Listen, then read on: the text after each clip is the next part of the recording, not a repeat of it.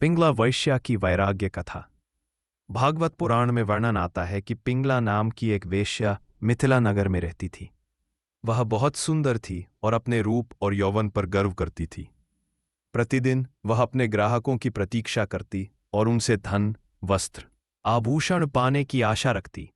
उसके मन में हमेशा यही इच्छा रहती कि कोई धनी व्यक्ति आए और उसे बहुत धन देकर उसकी सेवा ले। एक दिन रात भर उसने अपने घर के बाहर खड़े होकर अमीर ग्राहकों की प्रतीक्षा की, लेकिन उस दिन कोई भी उसके पास नहीं आया। धीरे धीरे रात बीत गई और तब पर वह घर के भीतर लौट आई।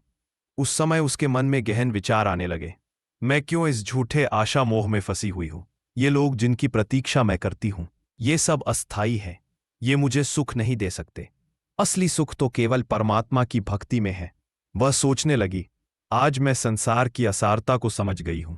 आशा ही सबसे बड़ा दुख है। आशा छोड़ देने से ही शांति और आनंद की प्राप्ति होती है। अब मैं इस व्यर्थ जीवन को त्याग कर भगवान की शरण लूंगी।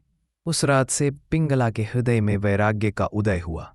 उसने काम और लोभ का जीवन छोड़ दिया और आत्मिक शांति की खोज में ईश्वर का ध्यान करने लगी। भागवत पुराण कहता है कि उस एक रात का अनुभव पिंगला के जीवन का मोड़ बन गया।